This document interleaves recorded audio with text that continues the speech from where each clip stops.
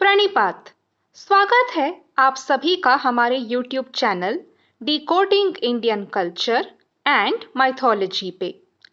कल के एपिसोड में हमने बात की प्रभु श्री नारायण की एक ऐसी विशेष कथा के बारे में जिसमें उनके अतिरिक्त हमने उनके दो अनन्य भक्तों और वैकुंठ धाम के दो पहरेदारों की भी पुनर्जन्म की कहानी आपको सुनाई, जिनका नाम है जय और विजय, और किस प्रकार से श्री हरि विष्णु की विशेष कृपा सदैव ही बनी रहती है जय और विजय पे, जिसके कारण वे एक बहुत बड़े श्राप को पाने के बाद भी, वैकुंठ से दूर हो जाने के बाद भी बहुत जल्द वैकुंठ धाम को वापस आ जाते हैं और अपने प्रभु की शरण में दोबारा से वो प्रभु भक्ति और प्रभु सेवा करना आरंभ कर देते हैं। तो आज के इस लेटेस्ट एपिसोड में हम आपको एक जो प्रचलन चला आ रहा है हमारी संस्कृति में कथा सुनने का, कहानी सुनाने का, उसके महत्व के बारे में बताएंगे। वैसे तो कहानियां सुनना और सुनाना ये बहुत ही लंबे समय से हमारे भारतीय संस्कृति का हिस्सा रहा है। हमारी संस्कृति में विभिन्न रूप से अनेकों कथाएं बहुत ही लंबे समय से प्रचलित रही हैं और उनके जरिए हम लोगों को न केवल पौराणिक पात्रों से, अपने इतिहास से, अपनी संस्कृति से अवगत करवाते हैं, अपितु उन्हें जीवन के कई ऐसे पाठों या फिर कई ऐसी महत्वपूर्ण बातों से भी परिचित करवाते हैं जो हमें कोई ना कोई महत्वपूर्ण सीख, कोई ना कोई विशेष शिक्षा दे जाती है। और ऐसे कोई भी विशेष पाठ या ऐसे कोई भी विशेष ज्ञान से हम अपने जीवन में एक ऐसा मार्गदर्शन प्राप्त कर लेते हैं जो आगे हमारे जीवन में, हमारे इस जीवन यात्रा में हमारे लिए बहुत ही ज़्यादा काम आता है, हमारे लिए बहुत ही ज़्यादा कारगर सिद्ध होता है। तो ये जो एक कहानी सुनने सुनाने का प्रचलन है हमारे देश में, ये वाकई में बहुत ही ज़्यादा उपयोगी है, लेकिन इसके माध्यम से ज्ञान दिया जा सकता है और शिक्षा भी ग्रहण की जा सकती है। ये शायद एक ऐसा पहलू है जिस पे हमने इससे पहले शायद गौर नहीं किया, शायद ज़्यादा ध्यान नहीं दिया। लेकिन आज की हमारी इस विशेष कथा को सुनने के पश्चात आप ये समझ जाएंगे कि केवल कथा वाचन करने से या उस कथा वाचन का हिस्सा बनने से भी हम बहुत से महत्वपूर्ण नीति ज्ञान, शस्त्र शास्त्रों और वेदों पुराणों का ज्ञान भी बड़ी ही सरलता से अर्जित करके अपने आप को ज्ञानवान बना सकते हैं। विवेक, बुद्धि और ज्ञान का स्थान हमारे जीवन में बहुत ऊंचा हो जाता है। सिर्फ कहानी सुनने या सुनाने भर से भी हमारे जीवन में ज्ञान का आगमन हो सकता है। और इसकी जो प्रथा है ये हमारे देश में बहुत ही पुराने समय से चली आ रही है, पौराणिक काल से चली आ रही है। और आजकल जो शिक्षा का एक नया रूप आता है हमारे सामने, पहले शिक्षा का एक बिल्कुल ही अलग रूप हुआ करता था। राजाओं के जो पुत्र होते थे या राजाओं की जो पुत्रियां होती थीं, उन्हें गुरुकुल में शिक्षा प्रदान की जाती थी और इसके लिए उन्हें अपना राजपाट छोड़ना पड़ता था, अपने माता पिता से दूर एक वन में अपने गुरु के पास उनके आश्रम में रहना पड़ता था। वहां वे शिक्षा ग्रहण करते थे और तत्पश्चात फिर वे वापस आ जाते थे और उसके बाद वो एक अत्यंत ही गुणी और ज्ञानी राजा, राजकुमार या राजकुमारी के तौर पे अपनी प्रजा के बीच जाने जाते थे। तो कुछ ऐसा ही इस कहानी में भी होता है, लेकिन यहाँ पे एक ऐसे गुरु के बारे में हम आपको बताएंगे जिन्होंने एक बहुत ही नया और अलग तरीका अपनाया अपने शिष्य को ज्ञान देने का, उसको शिक्षा देने का, और उसकी वजह से एक ऐसी विकट समस्या जिसका समाधान कोई भी नहीं कर पा रहा था, उसका समाधान उन्होंने बहुत ही अच्छे से निकाल लिया, जिससे कि राजा और उनके राज्य का आने वाला भविष्य सुरक्षित भी हुआ और उज्जवल भी।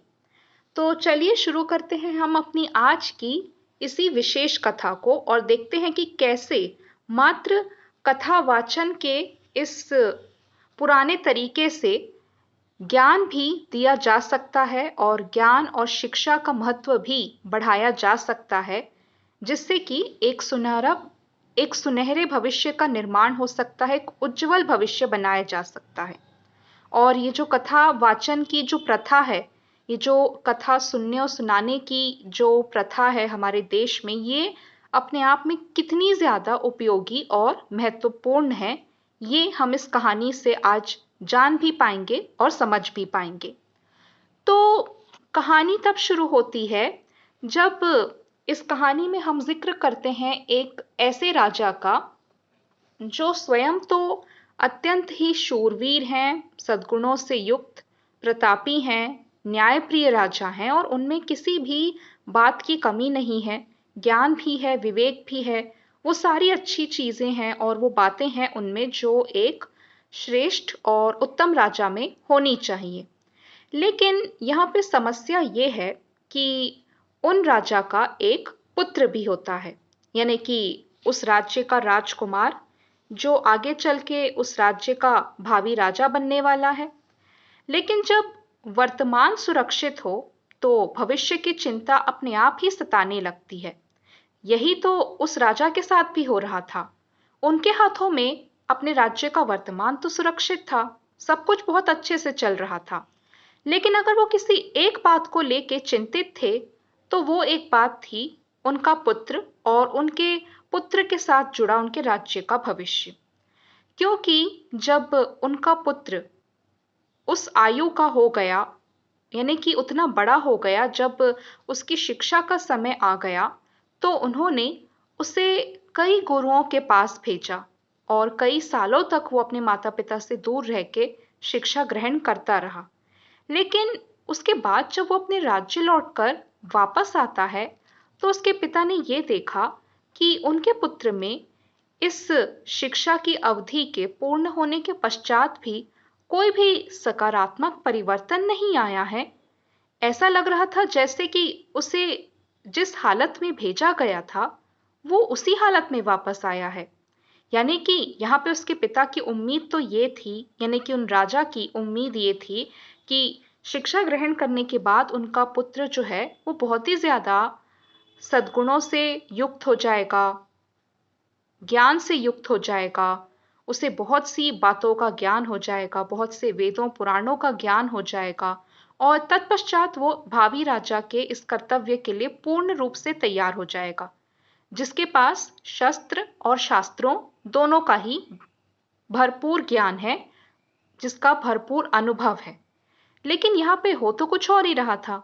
जब उनका पुत्र वापस आया, तो उन्हें अपने पुत्र में कोई भी ऐसा सकारात्मक परिवर्तन नहीं दिखा, जिसे देख के वो आश्वस्त हो जाएं कि उनके राज्य का भविष्य सुरक्षित हाथों में है।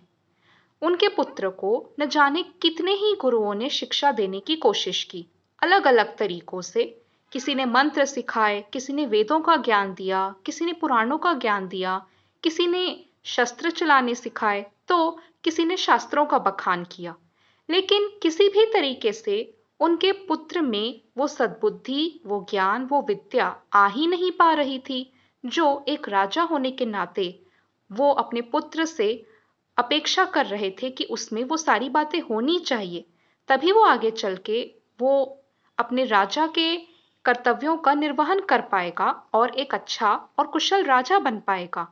लेकिन उसमें कोई भी परिवर्तन उन्हें दिखाई ही नहीं दे रहा था। जैसे कि उसके पास अपने ही किसी भी प्रश्न का उत्तर नहीं है। जो अपने ही प्रश्न का उत्तर ना खोज सके, वो प्रजा की समस्या का निदान या समाधान कैसे कर पाएगा? वो प्रजा के समस्याओं को सुलझा के उनके प्रश्नों का उत्तर किस प्रकार दे पाएगा? ये चिंता राजा को बहुत ज़्यादा परेशान कर रही थी और वो इसका हल खोजने लगे कि किस प्रकार अपने पुत्र की शिक्षा पूर्ण करें, जो अब तक पूर्ण नहीं हो पा रही थी, क्योंकि इतने गुरुओं के बाद भी उनका पुत्र किसी भी ज्ञान को प्राप्त ही नहीं कर पा रहा था और वो किसी भी योग्य बन ही नहीं पा रहा था। न जाने ऐसी कौन सी बात थी कि इतने गुरुओं की इतनी कोशिशों के बाद भी उनका पुत्र कुछ भी सीखने को तैयार ही नहीं था। वो कोशिश तो करता था, लेकिन कुछ भी ग्रहण नहीं कर पाता था। कोई भी शिक्षा, कोई भी सीख, कोई भी विद्या वो ना तो समा पाता था अपने व्यक्तित्व में और ना ही अपनी बुद्धि में उसे ग्रहण कर पाता था। यहाँ पे राजा बहुत ज्यादा परेशान हो गए। तत्पश्चात उनने तत्पश्चात राजा ने सभी गुरुओं से इस बारे में बात की, चर्चा की और ये जानने का प्रयास किया कि आखिर इस असफलता के पीछे कारण क्या है। तो सभी गुरुओं का एक ही जवाब था, हमने तो अपनी तरफ से पूरा प्रयत्न किया, पूरी कोशिश की आपके पुत्र को उत्तम से उत्तम ज्ञान और शिक्षा प्रदान करने की, अलग अलग तरीकों से, लेकिन कोई भी तरीका उस पे काम ही नहीं कर रहा। उसमें कोई भी परिवर्तन दिख ही नहीं रहा। उसमें कोई भी सकारात्मक परिवर्तन नजर ही नहीं आ रहा जो ये बता सके कि वाकई उसने किसी प्रकार का ज्ञान या किसी प्रकार की शिक्षा ग्रहण की है। तो यहाँ पर राजा को उनकी बात पे यकीन ही नहीं हो रहा था, क्योंकि उनके पुत्र के जन्म के समय उनके ज्योतिषियों ने ये घोषणा की थी कि आपका पुत्र आपसे भी अधिक महान और अधिक योग्य राजा बनेगा, और उन्हें अपने ज्योतिषियों की भविष्यवाणी पे पूरा विश्वास था। तो उन्हें ये नहीं समझ आ रहा था कि जिस पुत्र का भविष्य इतना उज्जवल है, जिसकी घोषणा, जिसकी भविष्यवाणी उनके ज्योतिषियों ने कर रखी है, वो आखिर इतनी मंदबुद्धि के रूप में सामने कैसे आ सकता है, जिससे कोई भी बात समझ नहीं आती या जो कोई भी शिक्षा ग्रहण नहीं कर पाता, जिसमें कोई भी ज्ञान नहीं समा पा रहा।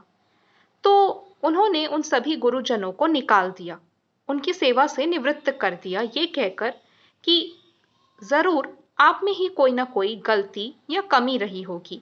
मेरे पुत्र में तो कोई खराबी या कमी हो ही नहीं सकती, क्योंकि उसका तो भविष्य बहुत ही उज्जवल है। वो मुझसे भी ज्यादा सफल और सक्षम राजा बनने वाला है। ऐसे में उसका असफल होने का तो सवाल ही नहीं उठता।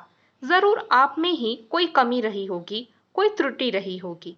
सारे राज्य में इसकी चर्चा होने लगी और सभी राजा की सोच और समझ पे सवाल उठाने लगे कि जहां सभी गुरुओं ने एक मत से कह दिया कि उनके पुत्र का कुछ भी नहीं हो सकता और वो कभी भी सफल और सक्षम नहीं हो पाएगा, वहीं राजा को तो अपने पुत्र पे कुछ ज्यादा ही विश्वास है। वो किसी अन्य की बात को सुनने और समझने के लिए तैयार ही नहीं है। तो ऐसे में एक दिन एक महापुरुष का आगमन होता है उनके राज्य में, और उनका नाम है विष्णु शर्मा। तो वो एक ब्राह्मण है और गुरुदेव ऐसे हैं जो शिक्षा देते हैं अपने शिष्यों को। उनका अपना खुद का आश्रम होता है जहाँ पे वो सभी शिष्यों को शिक्षा देके उनके जीवन का कल्याण करते हैं। एक ऐसे महापुरुष गुरुदेव विष्णु शर्मा का उनके राज्य में आगमन होता है, और जब उन्हें राजा की इस घोर समस्या का पता चलता है, उनकी इस परेशानी का पता चलता है, तो वो सीधे उनके राजमहल में चले जाते हैं और एक प्रस्ताव रखते हैं राजा के समक्ष कि आप मुझे 6 महीनों का समय दीजिए। 6 महीनों के बाद आप अपने पुत्र में ऐसा ऐसा अप्रत्याशित परिवर्तन देखेंगे जिसकी कल्पना भी आपने अपने स्वप्न में नहीं की होगी।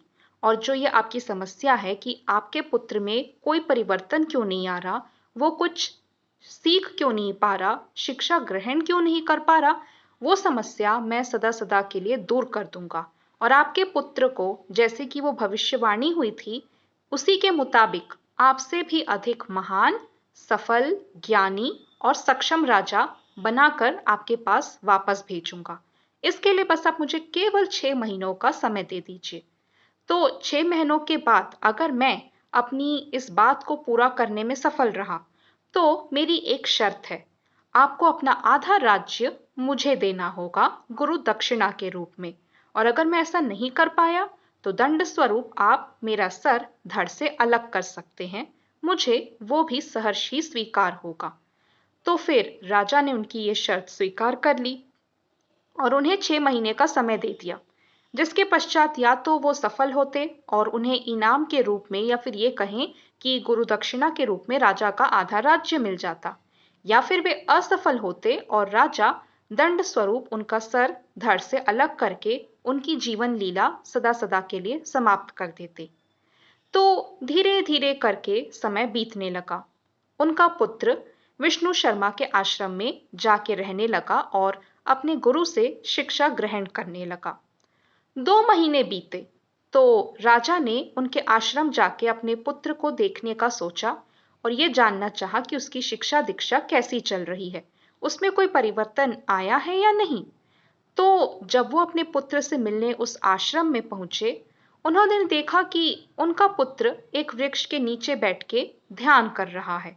तो उन्हें लगा कि वाकई में मेरा पुत्र तो बहुत कुछ सीखने लगा है, अब उसमें बहुत अच्छा परिवर्तन दिख रहा है, मतलब उसकी शिक्षा दीक्षा बहुत ही सही चल रही है।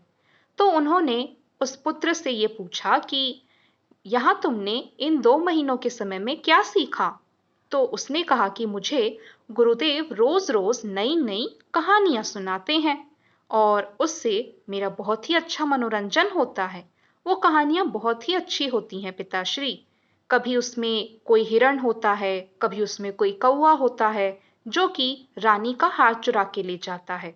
ऐसे वो मुझे नित्य ही नई नई कहानियां सुना के मुझे बहुत ही अच्छा ज्ञान देते हैं और मनोरंजन भी होता है। अब इस बात को सुन के राजा को आने लगा क्रोध और बहुत ही ज्यादा गुस्सा कि ये कैसी शिक्षा चल रही है जिसमें गुरुदेव इनको रोज रोज नई नई कहानियां सुना रहे हैं। भला कहानी सुना के भी कोई किसी को शिक्षा दे सकता है क्या?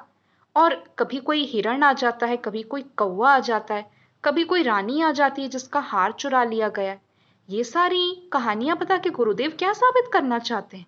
और इससे मेरे पुत्र की शिक्षा पूरी कैसे होगी? वो ज्ञानवान या फिर शूरवीर या फिर सक्षम कैसे बनेगा? तो उन्होंने जानना चाहा, तुम्हें कोई शस्त्र विद्या, कोई धनुर्विद्या सिखाई तुम्हें गुरुदेव ने? तो उसने कहा नहीं, अभी ऐसा तो कोई अस्त्र शस्त्र चलाना मुझे नहीं सिखाया गया है, बस रोज रोज नई नई कहानियां और कथाएं सुनाई जाती हैं। तो उन्हें ये बहुत ही ज्यादा विचित्र लगा और वो क्रोधित होकर गुरुदेव के पास चले गए और उनसे कहने लगे कि ये किस प्रकार की शिक्षा चल रही है? आप तो बस मेरे बेटे को कहानियां सुना रहे हैं। ये तो मैं भी कर सकता हूँ, कोई भी कर सकता है। जब बड़े बड़े ब्राह्मण, बड़े बड़े गुरुजन उसे नहीं सिखा पाए, आप उसे कहानियां सुना के क्या सिखा पाएंगे? और ऐसे उसकी शिक्षा कैसे पूरी होगी? तो गुरुदेव ने यानी कि विष्णु शर्मा जी ने हंसते हंसते जवाब दिया, राजन, बस गिनती के 4 महीने ही शेष हैं आपके पास। तैयार हो जाइए अपना आधा राज्य मेरे नाम करने के लिए। तो राजा को और भी ज्यादा गुस्सा आ गया। उन्होंने कहा, आपको नहीं लगता तैयारी आपको कर लेनी चाहिए मरने के लिए? आप जानते हैं ना कि अगर आप अपना वचन पूरा नहीं कर पाए तो आपको मृत्युदंड भी प्राप्त हो सकता है। तो उन्होंने कहा, उसकी चिंता मुझ पे छोड़ दीजिए राजन, कि मुझे आपका आधा राज्य मिलेगा या मृत्युदंड। 4 महीने शेष है ना, बस आप उनका इंतजार कीजिए और जब मैं वापस लौट के आऊंगा आपके पुत्र को अपने साथ लेके, तब आप खुद ही देख लीजिएगा कि आपका पुत्र आपसे भी अधिक महान और श्रेष्ठ बना है कि नहीं। तत्पश्चात आप मुझे दंड देना है कि पुरस्कार, ये भी निश्चित कर लीजिएगा। तो राजा ने कहा, ठीक है, 4 महीनों का समय है आपके पास, जल्द से जल्द इसकी शिक्षा पूरी कीजिए और तत्पश्चात आपका परिणाम मैं स्वयं ही निर्धारित करूंगा। और वो वहां से चले जाते हैं। 4 महीनों बाद, जैसा कि विष्णु शर्मा जी ने कहा था, वो उनके पुत्र को उनकी शिक्षा पूरी करके राज्य में वापस लेके आ जाते हैं।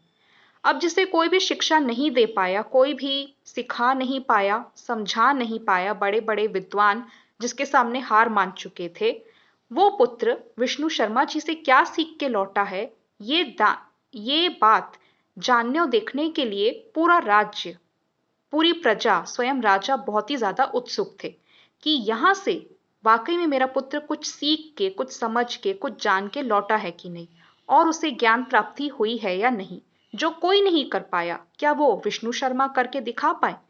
तो ये देखने के लिए सभी लोग बहुत ज्यादा उत्साहित थे। सब लोग इंतजार कर रहे थे कि कब वो पल आए, कब वो उन्हें लेके राजमहल में उपस्थित हों और ये देख पाएं कि उनका पुत्र क्या कोई चमत्कार कर पाता है या फिर विष्णु शर्मा जी की शिक्षा से कोई ऐसा चमत्कार होता है जिसकी उम्मीद भी किसी ने ना की हो।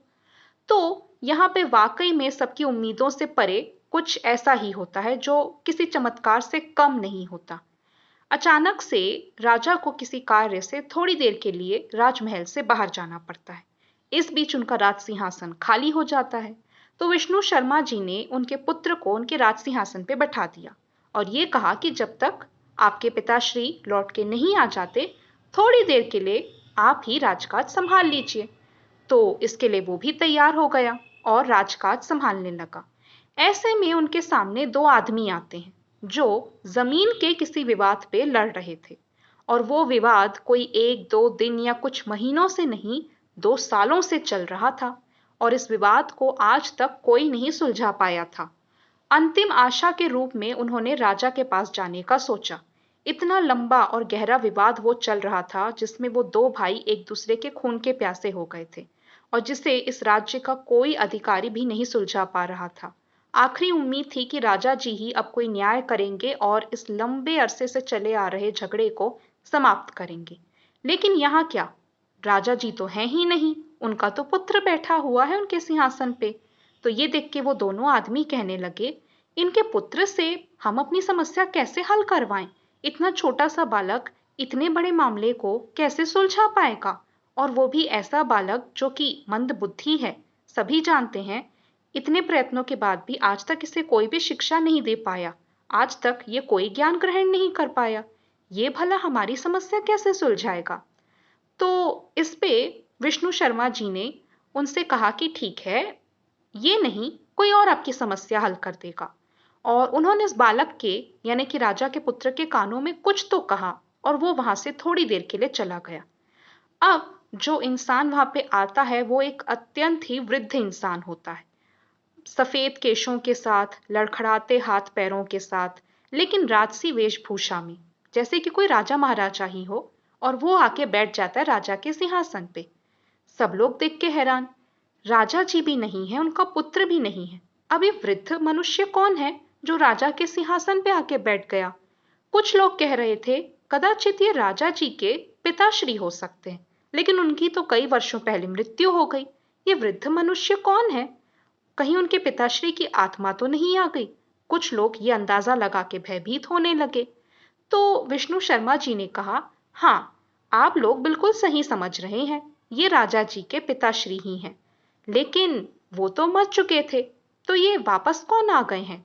तो उन्होंने कहा कि वो ही हैं, स्वयं वे ही कुछ समय के लिए आपका न्याय करने के लिए वापस आए हैं, किंतु ये आपको कोई नुकसान या क्षति नहीं पहुंचाएंगे, केवल आपकी समस्या सुलझा के अपने परलोक दोबारा सिधार जाएंगे।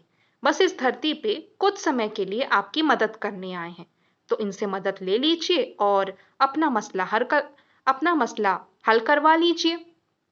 इस पे वो दोनों आदमी मान गए और उनसे उन्होंने अपनी सारी समस्या कह दी।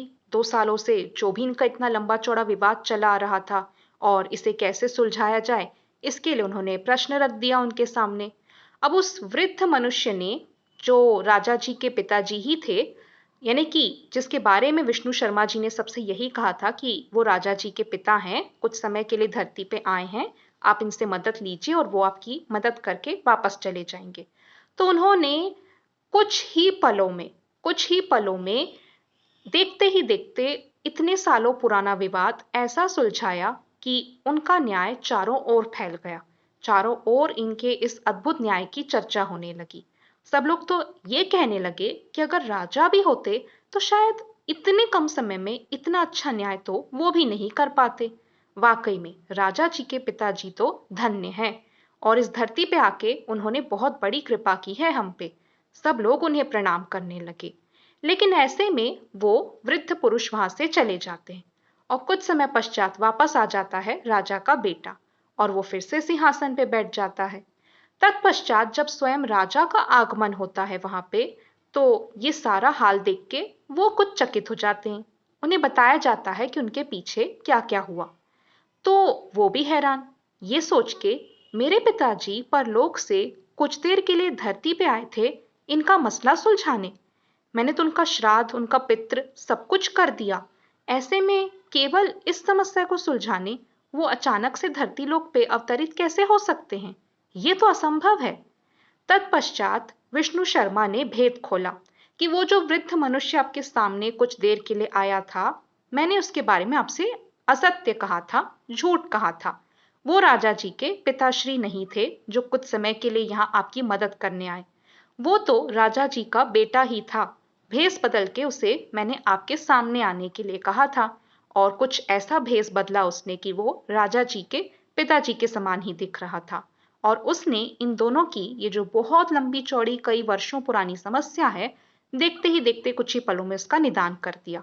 और आप तो स्वयं देख रहे हैं कितना अच्छा निदान किया है इसने। और आप तो खुद ही इस बात के साक्षी हैं कि इतना अच्छा जो निदान इसने किया है वो स्वयं राजा जी भी नहीं कर पाते। ये सब जान के सब लोग चौंक पड़े और राजा जी की तो आंखें खुली की खुली रह गई। मेरे पुत्र ने ऐसा उत्तम न्याय किया। ये जो ज्ञान नहीं ग्रहण कर पा रहा था, शिक्षा नहीं ग्रहण कर पा रहा था, आज ये मुझसे भी बड़ा न्यायदाता बन गया। ये कैसे हो गया? तो फिर विष्णु शर्मा ने इसका भेद खोला कि महाराज, जो काम आपके बड़े से बड़े ये जो शिक्षा नीति बनाने वाले थे, ये जो आपके बड़े से बड़े पंडित थे, विद्वान थे, जो ये काम नहीं कर पा रहे थे, मैंने वो काम कर दिखाया। और इसके लिए आप यही समझ रहे थे कि कथा या कहानियां सुनाने से क्या होता है। महाराज, कथा या कहानियां हमारे सामने एक ऐसा उदाहरण प्रस्तुत करती हैं जो हमारे मन मस्तिष्क में कहीं ना कहीं बैठ जाता है और उसके माध्यम से हम जीवन की एक नहीं अनेकों महत्वपूर्ण शिक्षाएं ग्रहण कर सकते हैं। और उसी के दम पे आज मैंने आपके पुत्र को इतना योग्य बना दिया कि अब वो हर शिक्षा में, हर ज्ञान में, हर प्रकार के शस्त्र और शास्त्र में आपसे भी अधिक पारंगत है। और जैसा कि भविष्यवाणी हुई थी इसके लिए, ये अब भविष्य में आपसे भी महान, सफल और सक्षम राजा बन के दिखाएगा। आप स्वयं परख लीजिए और शुरुआत तो हो ही चुकी है। राजा इस बात से अत्यंत ही प्रसन्न हो गए।